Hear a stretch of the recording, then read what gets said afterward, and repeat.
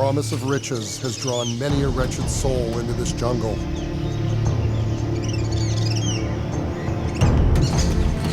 Many perished from malaria, dengue fever, venomous insects, and snake bites.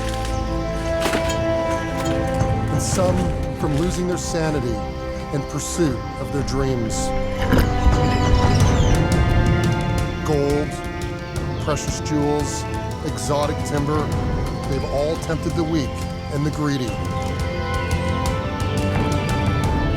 But I'm searching for something that means more to me than all of that. Hey, do you guys have any gum? Yeah.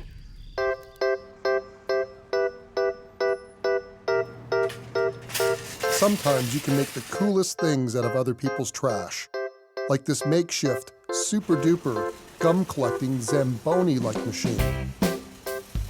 Pushing it down one of the busiest streets in my city, I wanted to see how popular chewing gum is, since it's the world's second most common form of litter. That's after cigarette butts. Are you chewing gum right now? I am. Would you add to our gum collecting machine? How often do you chew gum? Probably every day. Chronic gum chewer. Do you chew gum? Around 100 years ago. You're chewing gum too. You gotta contribute to our collection here.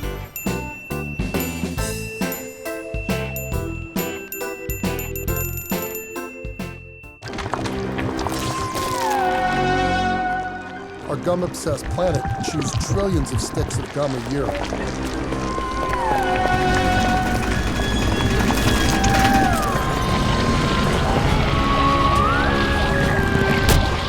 That's enough gum to pave a road from Earth to Mars.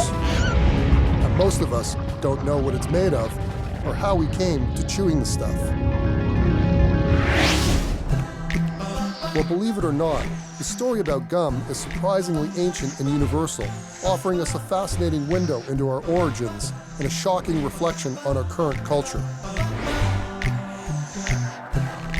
I know my young family wants to join the chomping masses, keeping the ancient habit alive, but like many habits of pastimes, like driving without seatbelts, throwing trash out the window, and spraying DDT on your children, was chewing gum about to become public enemy #1 in my household?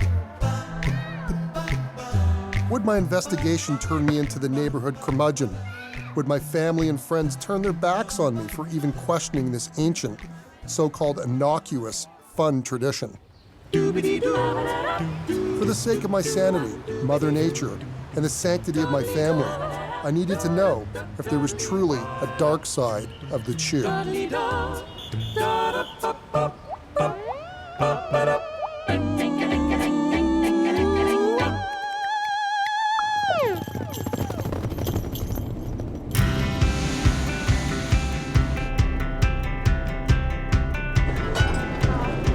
it goes through, there's a bridge over there. Yep.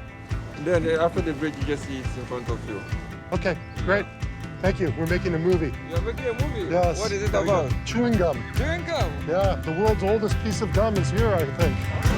Yes. In my quest to understand our universal fascination with all things chewy, I've taken planes, trains, and automobiles to get halfway across the world to the wilds of northern Finland, which is home to the world's oldest fossilized pieces of gum. According to the tour book, while examining a Stone Age village here in Kyrki in northern Finland, archaeologists came upon an all too familiar sight. We have been digging here for 8 summers now, and there has been a house in this shallow depression about 5,500 years ago. Here, where a Stone Age house once stood, they found an unusual material made from birch bark.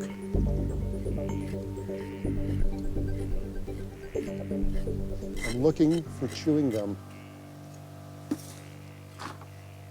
Do I just start digging at the top here, or is there a technique? We just take very carefully some soil with a trowel to dustpan and then move it into a bucket.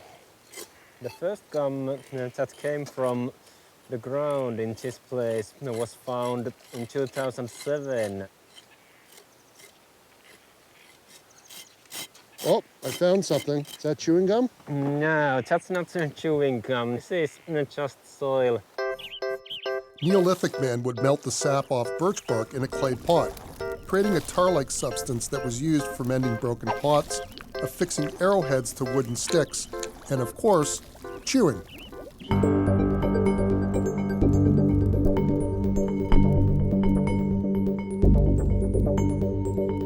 But over 5,000 years ago, the villagers here found another use for their Stone Age crazy glue.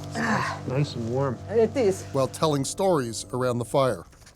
Here we are sitting beside the fire, as probably the Stone Age people have been doing, because it's nice and it's warm. It is also like the heart of the house. Here in Chemerical area and some other places where they have been doing excavations, they have found this birch bark gums around the fireplaces. I think that there has been the purpose of using it like a chewing gum. Lena then took me to what the Finns refer to as one of their national treasures.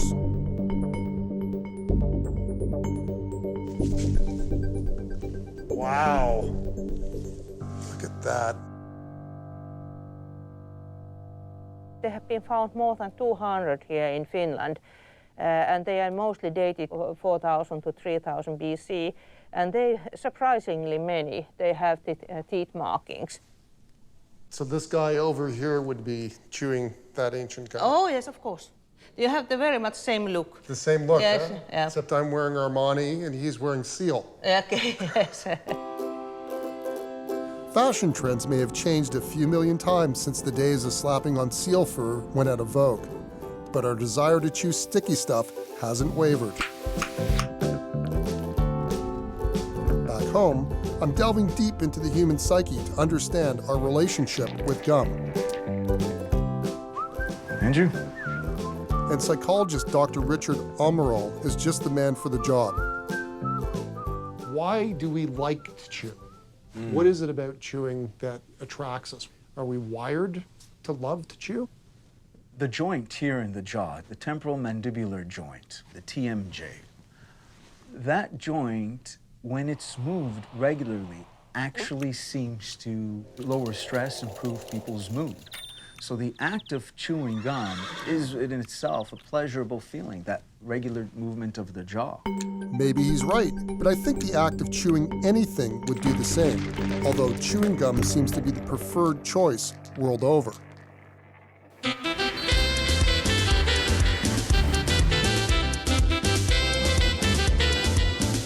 In Mexico City, anthropologist Jennifer Matthews has been drawn to the story of gum.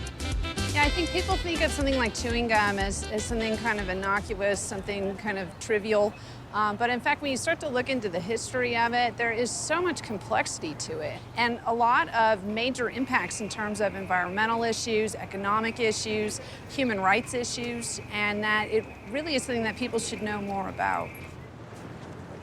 As Jennifer gave me the modern-day tour of Mexico's ancient chewing grounds, I was amazed to discover that just beyond the square, in the heart of Mexico City, was once an Aztec city, whose inhabitants loved to chew chicle gum, which they harvested from the sapodilla tree found in the rainforest.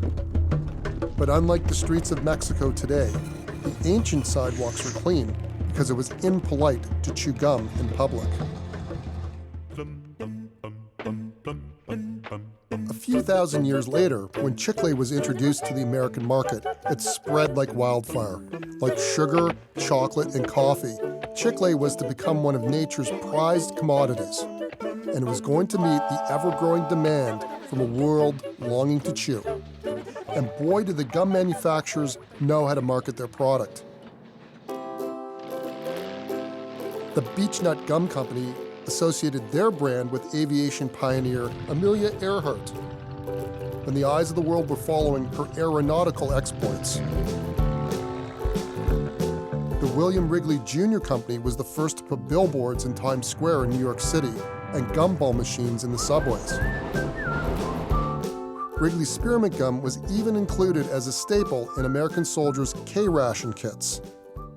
Millions of K rations. Each container has a tin of meat or cheese, the soy and other biscuits, a concentrated chocolate bar, fruit bar or dextrose candies, coffee, lemon or soup powder, instantly soluble in cold or hot water. cigarettes, and that American nerve tonic, chewing gum. Between 1941 and 1945, over 150 billion sticks of gum were shipped overseas. Gum, the Army claimed, would help calm the soldiers in the trenches, stave off hunger, and quench thirst. Before long, the hype had everyone chewing gum. But when the flavor would go stale, most spat it on the ground. In 1966, the then mayor of New York City was so annoyed by the cost of cleaning up discarded gum, he raised litter fines to combat the goopy mess left behind from decades of gum consumption. A few years later, I came along, and before I could use a potty, I begged my mom for spare change to buy stuff from the gumball machine. At that time, gum was full of sugar, and being the sugar junkie that I was, I lapped it up. Now I guess my middle-aged chompers might need some repairing. Yes, the one place we all love to hate, the dentist. But I shouldn't have to worry, because for years I heard the gum commercials claim that gum was good for oral hygiene. Right? Come on down.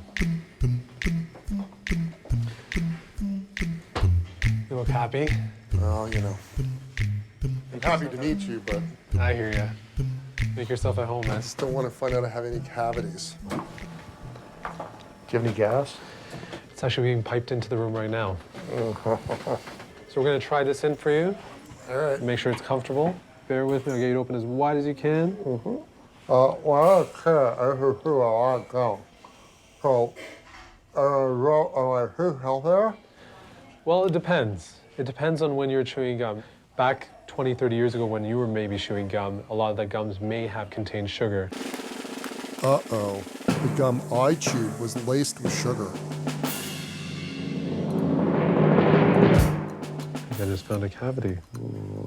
So you can see towards the back here, there's a little bit of a crack developing, and this is where I was kind of finding a little bit of a sticky spot.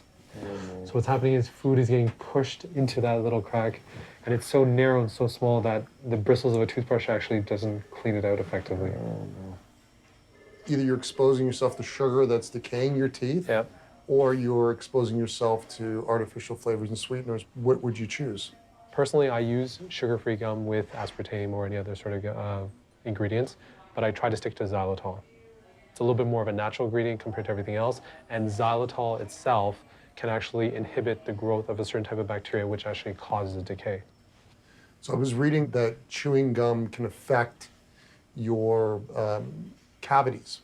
Chewing on a day-to-day basis, whether it's gum or food, can release mercury vapor. There is some evidence and some studies have shown that chewing lots of gum will actually increase mercury in mercury vapors and cause a spike in mercury levels in your blood, but there's no evidence to show that it will cause long-term issues. Anyone ever steal these glasses? Because they're kind of cool. Bono came in here and took a pair. He did? He did. I knew I liked this dentist. Yeah. I'm switching over to you, by the way. We'll see you soon. You take good care of me, you promise? Absolutely. Absolutely. Gum has always been marketed as something medicinal. Good for your health. Got indigestion? Chew gum. Although my dentist may disagree with my sugary gumball addiction, the gum industry's marketing strategies worked incredibly well. In fact, they became victims of their own success. In the post-war years, the gum base that was derived from chicle became tapped out. Supply could no longer keep up with demand. Something else was desperately needed to replace this precious commodity, or a world of gum addicts would be left high and dry.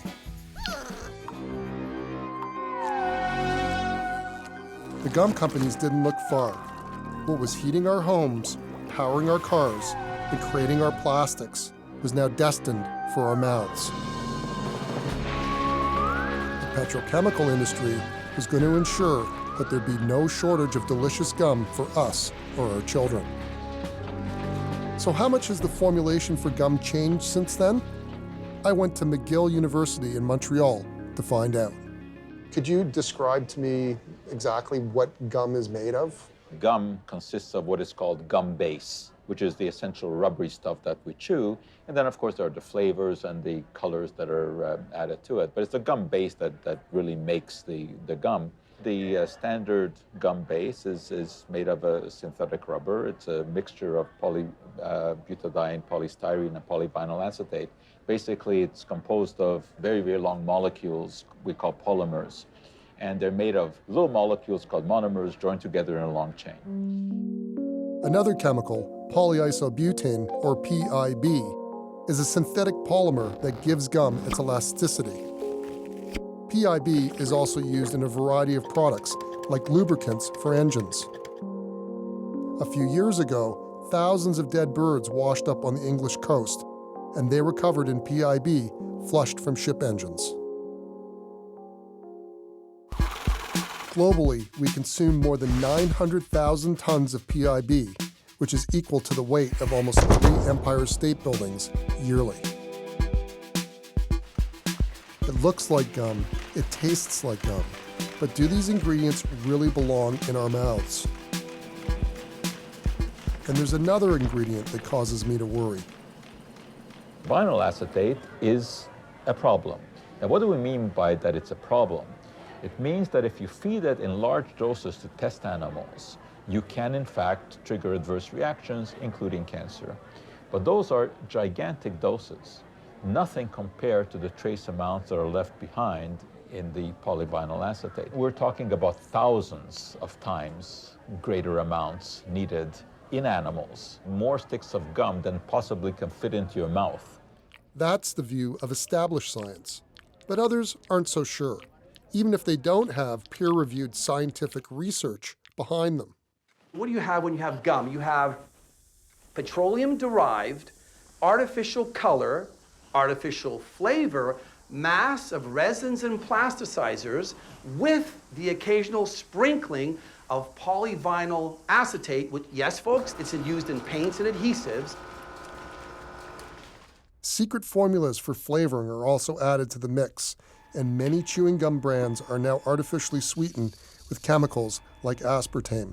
The fact is that food additives are very, very stringently regulated, and the requirement to get an additive on the market are extremely, extremely rigorous. Aspartame is the most widely researched food additive ever to have come on the market. Can we guarantee that it's safe under all conditions? No, no one can ever make such a guarantee about anything. So established science is reassured, but aspartame's been controversial since it was first marketed 30 years ago, when the FDA approved it, and the alternative health community has always, colorfully, disapproved. Basically, when you consume aspartame, it metabolizes in the body to 2 products. One is wood alcohol, which is a known poison, and the second one is formaldehyde, which is embalming fluid. Yikes, am I the only one who didn't know what was in gum? At this consumer research company, we got them conducting a focus group to find out just that. Hi everybody, how are we? Good. Good. Good, thanks for joining us today. All right, so we're here to talk a little bit about gum. It shouldn't take too long. It's important to share your honest opinions. There's no right or wrong answers. Just tell us what you're thinking, answer the questions as straightforward as possible. Any questions? What do you guys think gum's made of? I have no idea what gum is. I assume there's some sugar in there, Yes. and like all those sugar substitutes, and then something to make it chewy. So if I said that gums are made with the same polymers used in plastics and that kind of stuff, what would you think about that? When you actually say it out loud, it's really gross. It just feels like something that you shouldn't be putting in your mouth or eating. It doesn't seem right. Anything that I consume, I would like to be like something organic that I know decomposes into natural things. Mm-hmm. Right? I don't want to be consuming something that lives on a sidewalk for months and months. It was funny, once people thought about it, you actually saw like a look of disgust almost come over their face. They're like, well, wait a minute, why can't I chew it for 6-7 hours and it doesn't go? Like, that's not right, that's not normal. Amazing that most people don't have any idea what gum is really made of, that how unnatural traditional gum out there is. And I think we were a little bit surprised that they really didn't have a clue. Less than 60 years ago, most of us were chewing on chicle, and now we're chomping on plastic. So how did the gum companies keep us from thinking about what's in gum? Well, they decided long ago their messages aren't about what's in gum, but what gum can do for you. I'm here in New York City with sociologist, gumologist Laura Noren to discover what messages the gum companies want us to associate with their product. If they don't want us to think about plastic every time we chew, what do they want us thinking about? What will make us want to buy their product? Economy candy is a fun house for kids, but it's also a major nostalgia trip for adults. Look at this over here. Joe from Israel. Shabbat Shalom. That's Bazooka Joe. Seeing all this gum, I flash back to my childhood filled with gumball machines, Bazooka Joe comics, Big League Chew, gum tape, gum smokes, and I can't forget about the gum gold nuggets. The nugget bubblegum. I love collecting the cloth bags they came in for my G.I. Joe adventures. So where are we right now? So this is the Lower East Side. It's historically sort of a working class Hispanic neighborhood, but it's now that plus a total destination, a nightlife destination for young 20-somethings. All of the gum spots that are around here, they're not coming from the kids. This is really the remnants of the fresh breath crowd. They're out, they're on a date, they don't want to have the bad breath, they've been drinking, freshen up, they come outside, they maybe smoke a cigarette, chew a piece of gum, and they go back inside, but they don't want to go back inside, chewing away on some piece of gum, getting someone's number. That's not going to work, so, it ends up on the sidewalk. The gum marketers have hit the mother lode by associating their products with attractiveness. And the civilizing process is basically, how do you, as a human, mark yourself off from animals? We are animals, but how do you make it so that you don't come across as an animal? One of the ways you do that is you pay a lot of attention to your body, to make your body clean, to make it not like an animal, to pay a lot of attention to what comes out of your body. And it doesn't surprise me at all that one of the sort of last frontiers of figuring out how not to be like an animal is paying attention to the very breath that comes out of your body. It's intangible, but you can smell it. That has perfectly coincided with the practice of chewing gum. So gum chewing can help boost your confidence by getting rid of bad breath. But there's more. The gum industry claims that chewing gum can actually improve your grades. Well, if that's true, maybe I would consider letting my kids, Sebastian and Hunter, chew all the time. I'd shower them with cases of gum at the beginning of the school year. So long, math tutor. Hello, double bubble.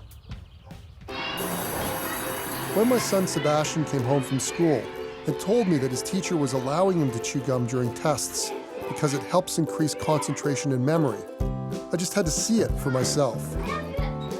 To test these brain-boosting claims, I convinced my son's school board to let me conduct a little experiment. We want to divide you up into 3 groups. There's the red group, the white group, and the blue group. So you're wearing color-coded shirts, and I'd like you to get into your groups right now. The plan was to have one group write the test without chewing gum, another group write the test after exercising, because I once heard that was good for the brain.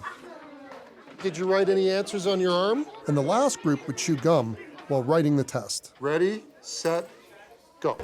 While the non-chewers began the test, I bring the exercisers out to get the blood flowing. Are you ready? Yeah. Set, go.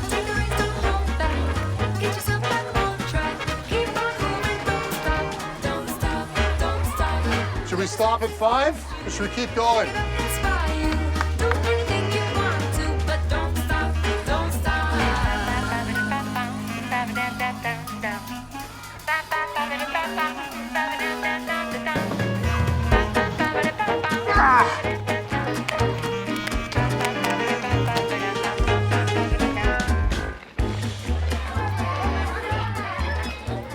Now, the first groups did very well, but will they be blown out of the water by gum-chewing brainiacs. So the big question is this bag of colorful chewing gum gonna make you smarter? You guys really want to test out the gum and make sure that...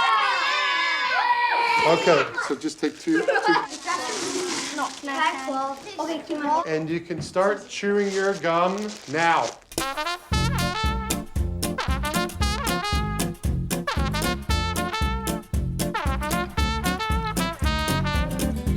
Okay, everybody, pencils down. If you had the choice, hands up if you'd like to chew gum when you write tests.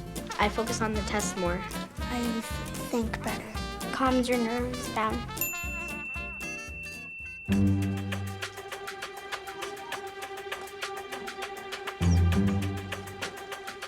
We had some incredible results. Thanks to you guys. You did a fantastic job writing your tests. According to our not very scientific study here today, third place is Team Blue. Our chewers, for coming in last, get a bag of apples. The exercisers, who came in second last, claim a bag of oranges. And the kids, who neither chewed nor exercised, got the prized possession of them all, a big, colorful bag of gumballs.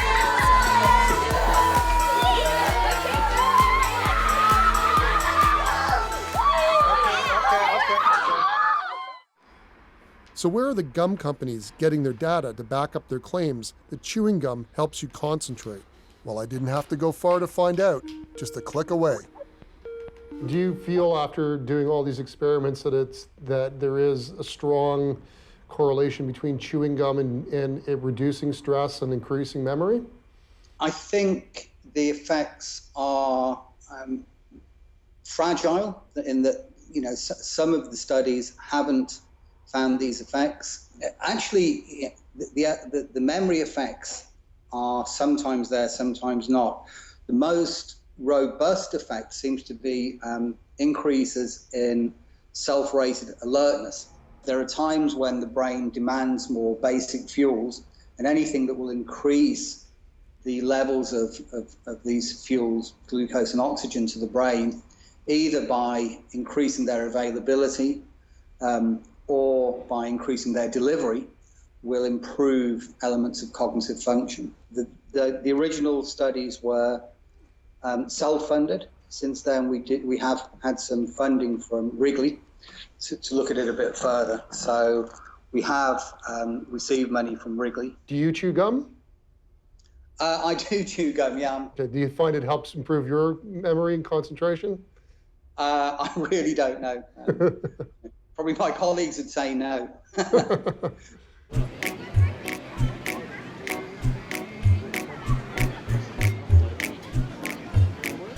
I am standing in the one and only place in North America where you can't buy chewing gum. Disney's aversion to gum was all about aesthetics.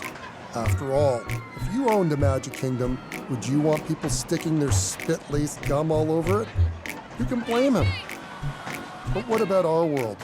Was it time for us to follow Disney's lead?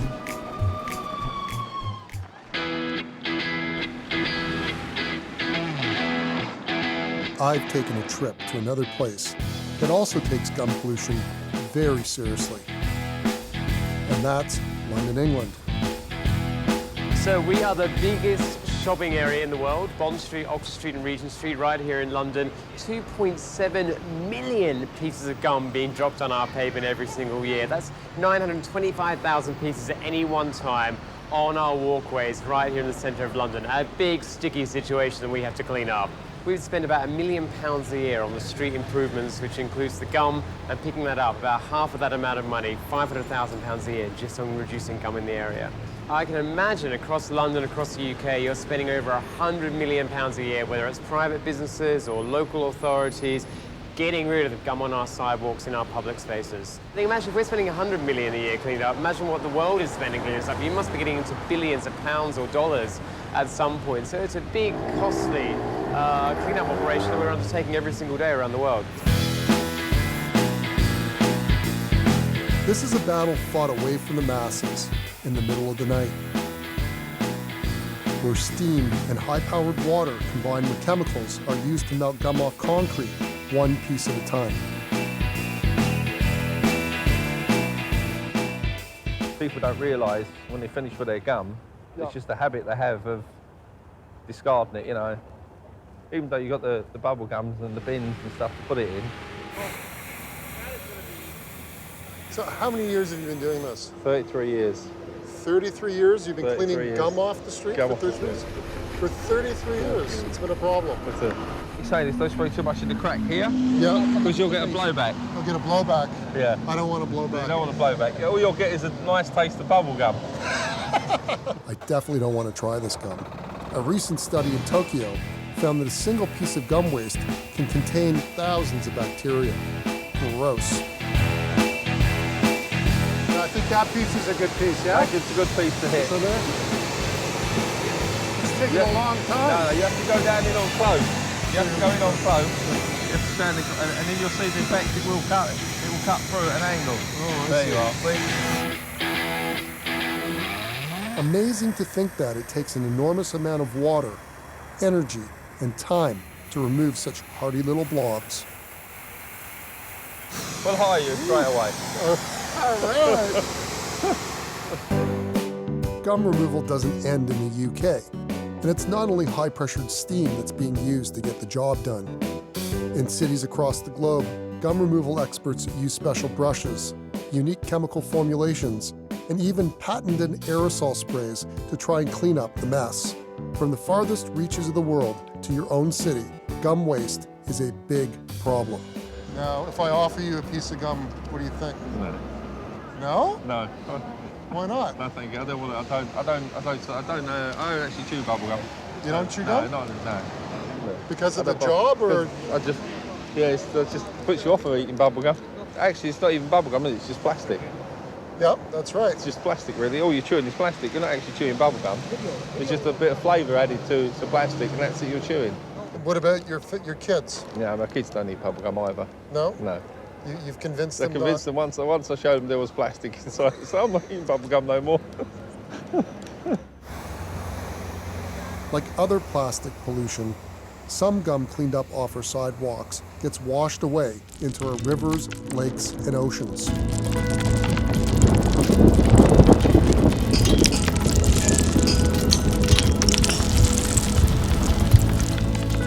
In Fredonia, New York, chemist Sherry Mason is the first scientist to study the effects of plastic contamination in the Great Lakes, a water source for over 37 million people. We're about to get on the boat and go Yes. out in the water and talk about your research.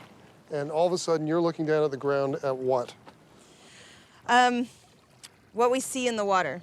So we get large mats of living material, and kind of enmeshed in that is all this plastic. And so like, we look down here and you see just, you know, all through here, little bits, candy wrapper, right? Little bits of plastic. I mean, some of them you don't even notice at first, right? I mean, this It is looks white. organic. Like it looks like it's part of the seaweed here. Yeah, it Like really it's does. weaved in like a tapestry, but when you look It's- closely, And you don't there's even have to tons of dig that. elastic bands. Yeah. Mm. You don't even have to. I mean, if we dug through here, I'm sure we'd see even more. But I mean, this is just stuff that's sitting. Well, there's my really sushi pretty from much. last night. Sam has collected plastic samples from the Great Lakes, and like the plastic gum we chew and toss aside, what they share in common is they don't biodegrade. They linger often invisibly in the environment, and they pose terrible risks.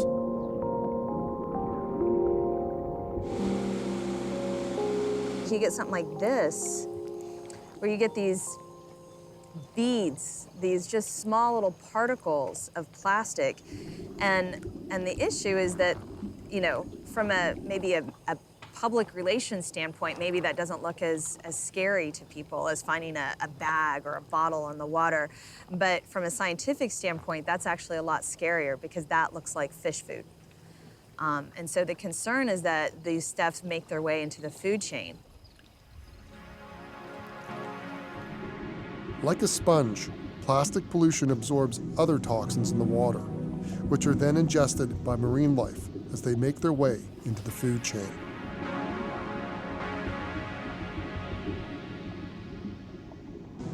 Am I totally overreacting to the concept that gum pollution on the sidewalk is hurting our waterways, or is it something that's so little it's kind of benign? Well, plastic is plastic in many ways, right? So, what we're finding for polyethylene, polypropylene would be very similar to what we find for polyvinyl acetate. So I would, say if somebody's concerned about plastic, then they should be concerned about this as well. It's all connected, it's all related. Personally, I think that, anything that's getting into our water is the essence of life. So if you're talking about, pollution in our waterways, you're talking about pollution of our being. I mean, we are 70% water. So should we be concerned about any type of pollution going into the water? I don't care what, I don't care what kind of pollution it is. If it's in our water, that is a concern. It's time to find a way for people to see the pollution gum is creating. And this high-tech company in Toronto was excited to help. In layman's terms, we're a mapping company. In more professional terms, we call it a GIS, a Geographic Information Systems company. So we provide software and services for analyzing geography. That's a bus stop? Yep, that's a bus stop. You can see the density all over the place. That's definitely in Mexico because they're wearing shorts. And that's in London. You can see that. Oh, right when they get off the bus. Yeah. After showing them my original collection of gummed-up sidewalk snapshots from around the world, outside the aquarium in London, I needed to know if they could quantify the amount of gum pollution on my hometown sidewalks using their software. Yeah, Finland, Iceland, Mexico, and England. So are we the first to try to actually quantify this? Yep. Okay. First of all, we have very good mapping of Toronto. Toronto's got some of the best mapping anywhere. So we have detailed mapping right down to the sidewalk level. So we can quantify the amount of sidewalk fairly easily. But then we need to figure out how much gum is on each square meter of sidewalk. So this photograph looks like a lot of the gum pollution I've seen all over the world. So what would you do with the photograph? Well, we would add it as a layer into the map, and the software can pick out those areas. Right. The software just kind of sweeps back and forth across the image and looks for pixels with a certain value that we tell it to look for, right. And then it identifies them in red. As you can see from the photography and what the software has done, it's done an extremely good job picking out those pieces of gum on the sidewalk.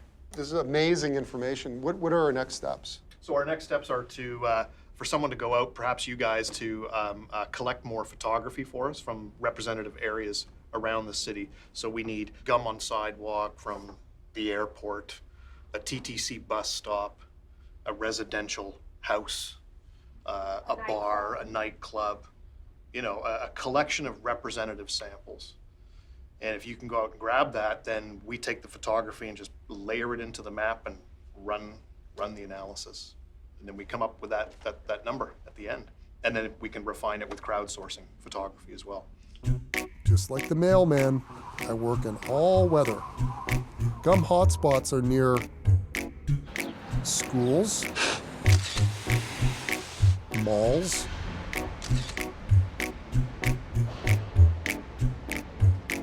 bus stops, and you can tell where people lined up outside the nightclub by the gum splatter on the sidewalk. Yuck. If the gum itself is such a pollution problem, what about the packaging that it comes in?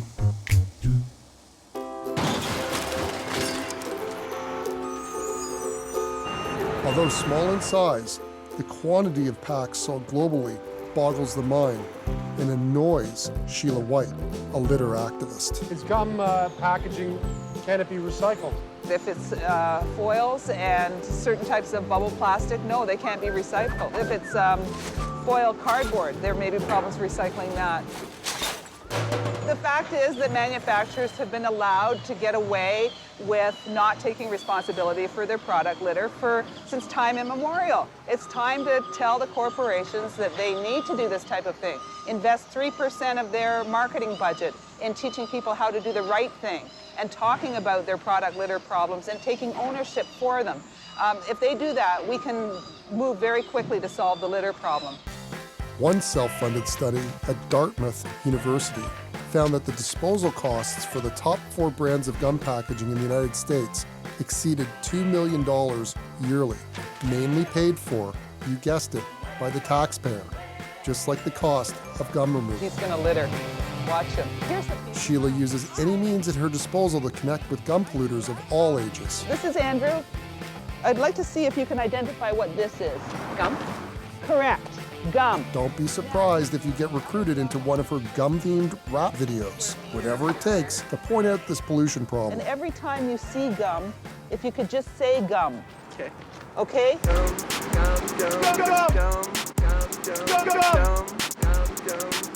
gum, gum, gum, gum. Gum. Gum. I see the bubble gum, I see the plastic cup. If you throw it down instead, you better pick it up. I've looked at all the evidence that's lying around. Put it in your pocket and not on the ground. Come on, kids. If you saw somebody spit their gum out, would you say anything? Would you say anything?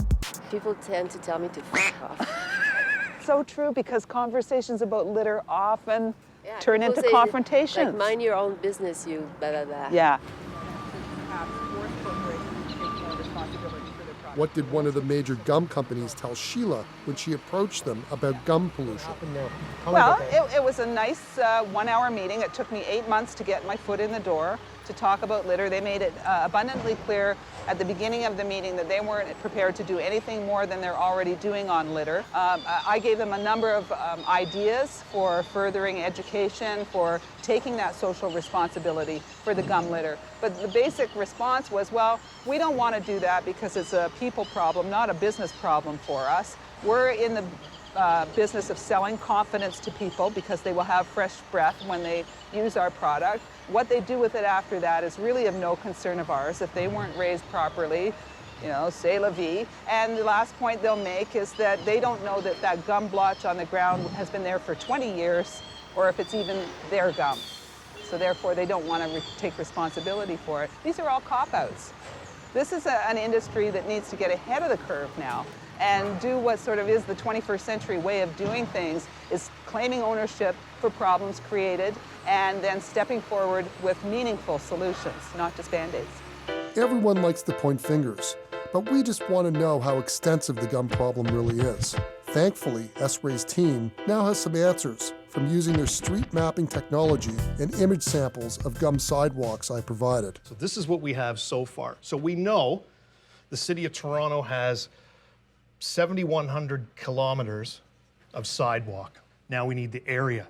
So we calculate by, say, 1.5 meters wide. We end up with about 10.5 square kilometers of sidewalk. Now, based on some of the original photographs that have been submitted, we came up with an aerial coverage of about 2.7% of this particular area. And if you look at that in terms of the sticks of gum, we come up with a number of about 719 million sticks of gum. 719 million. 719 million. In Toronto? In Toronto. Just in our city? Just in our city, right? That's incredible. It's really incredible. You're looking at roughly about 275 sticks per person, okay?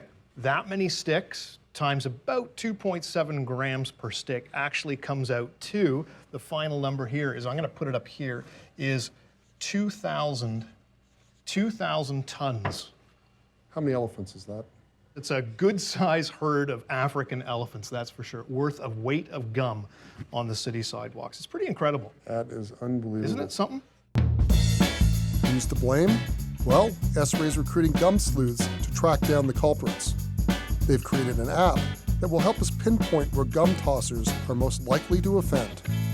The more photos that come in, the further refined we'll know how much gum is in front of a bar, how much is in front of a bus stop, how much is in front of an airport, how much is in front of a hardware store. Amazing. Totally Okay. amazing. Smartphone users in cities around the world can access this app and build a profile of the gum litter pollution where they live. The app will reveal the magnitude of this problem on a global scale. Speaking of innovation, at Revolimer, they're experimenting with the production of a gum that's chewy but not sticky. The revolutionary polymer would help cut down the time and energy it takes to remove gum from sidewalks. Like any plastic gum today, making the base is the first stage. It may look sticky now, but the secret ingredient still needs to be added. That is Rev 7 polymer. Hard, it's like a rubbery, hard plastic. But if you get it wet, Yeah. you lick your fingers and then Oh, I can't lick my you fingers. can't. I'm wearing really. a smear. It will become It'll have a not good. slimy surface. Right. So something slimy is the antidote for something sticky. Yep, you gotta love this business.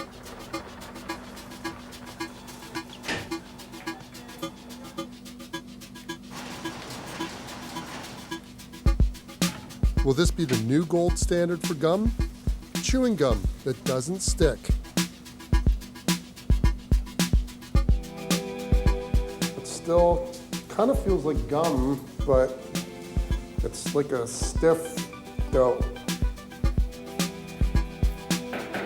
Feed it through the rollers on the left-hand side. Not only did they let me in here, I'm allowed to operate the machinery. To think that the big gum barons wouldn't even speak to me, and now I'm here making gum. Kids, don't give up on your dreams. And there you have a slab of chiclets. You could tile my bathroom with that.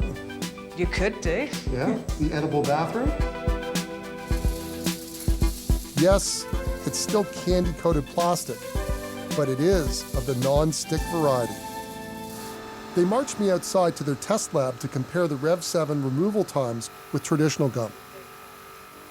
Their gum removal process is done with just a power washer. It took almost 5 minutes to remove a piece of standard gum. Now let's see how long it takes to power wash away a piece of Rev 7. Get set. Shoot.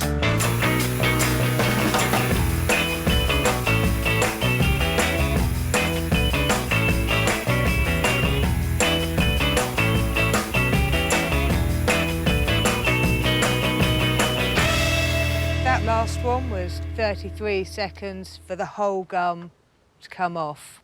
All right. I'm impressed. But I think it's a question of actually putting sufficient research and development dollars into the problem, recognizing it is a problem, and it can be solved. It seems that it's hard to change the rules in this business when you're competing with the gum giants. The driving force for chewing gum in terms of pollution is it's not really consumer driven. So in many cases, the consumer will drive change. And I think the chewing gum manufacturer as a whole, it's a huge market. It's something like $19 billion a year, and it's extremely profitable. And I don't think that they could identify that they would actually get increased market share if they came out and formed an environmental gum. And I don't think the industry is convinced that it's actually really high on the consumer's itinerary, because if it was, then you wouldn't see so much gum pollution on the streets. Although Rev 7 can reduce the cost of gum removal, you still end up with plastic blobs that don't biodegrade. The problem of biodegradability has mystified the industry for decades.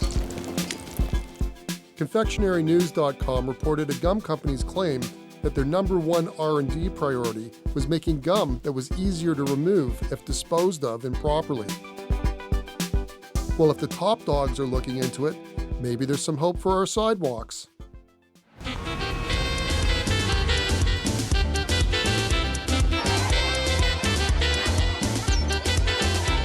Desperate to find a solution, Mexico City came up with a unique idea. Here in Coyoacán, there's a special tree where if you stick your bubble gum to it and make a wish, it will come true. They say the tree's around here somewhere. Do you know where the tree is where you put chewing gum? The tree where you put the gum? It's over there? Okay.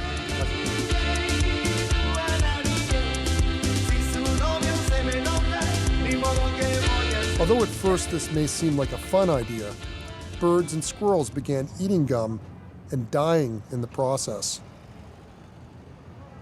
Surely there must be a better solution for gum pollution, and it might be found right here in Mexico.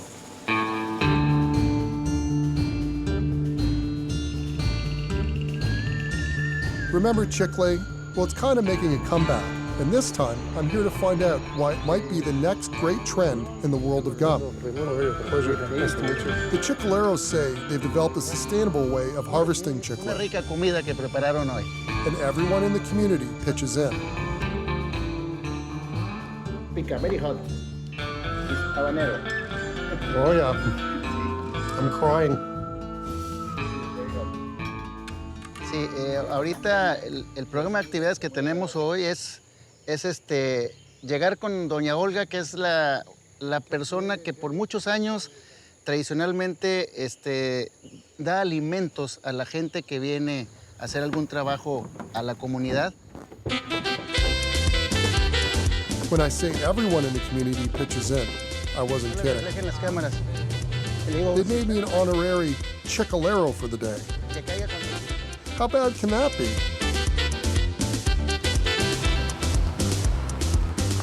Big boots for snakes, insect repellent for everything else.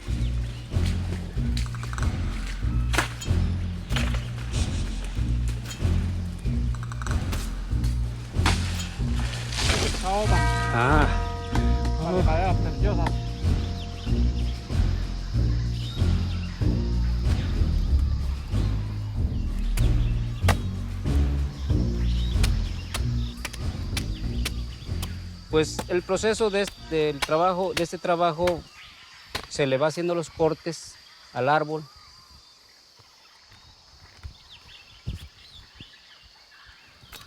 Conforme los cortes son en forma de escalera, forma de que en cada corte va a ir cayendo a otro.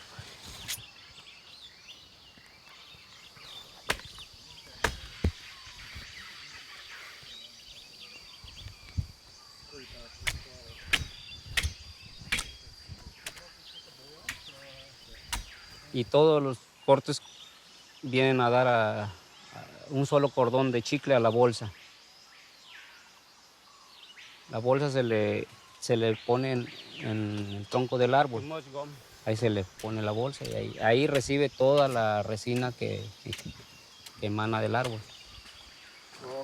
Can I try? Yes. Yes? Okay. Technique? Okay. Yes. No. Pa. Yeah, very good. Aproximadamente de entre 8 años a 9 años más o menos, ya el árbol ya se puede volver a trabajar, ya que pues este tiene como 8 o 9 años que se trabajó. Entre más tiempo tarda el árbol sin trabajarse, más resina produce.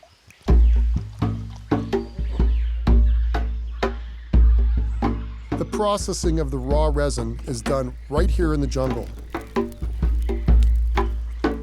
Oh, like canoeing. Okay. Very good. Yes? Sí. All right. Sí, perfecto. Muy bien. Perfecto, muy bien. Ajá. Biggest wad of gum ever.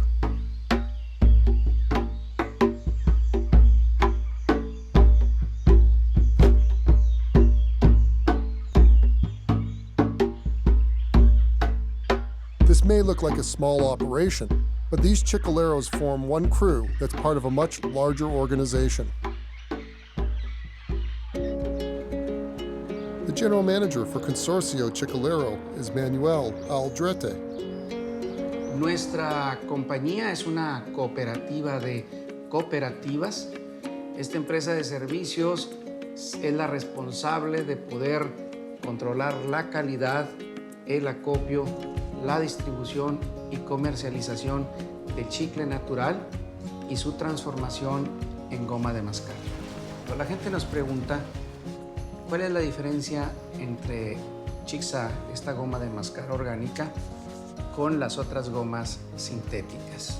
Si comparamos este producto con el plástico es un polímero, es un químico, es un contaminante.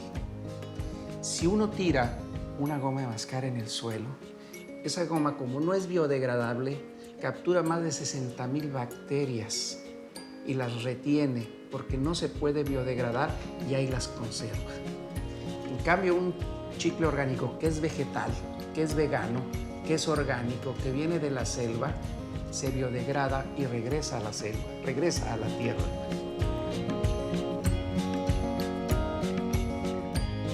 You choose something that's artificial, full of artificial flavors and sweeteners, made with an artificial gum base, or do you go back to something that's natural, that comes from places like this, the Mayan rainforest? It helps support communities that are trying to keep traditions alive.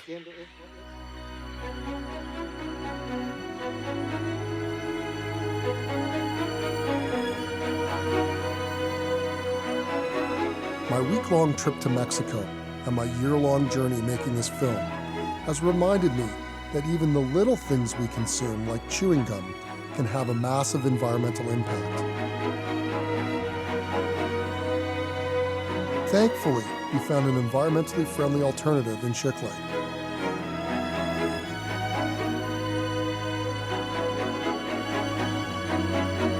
It's something that makes sense for my kids and the world they'll inherit. Unfortunately, it isn't realistic to believe that the world's desire to chew will be supplied by this community, but it's a start. Hopefully, the story will inspire the manufacturers and consumers of trillions of sticks of gum a year to find a more responsible way to enjoy the ancient pleasures of chewing without trashing our planet.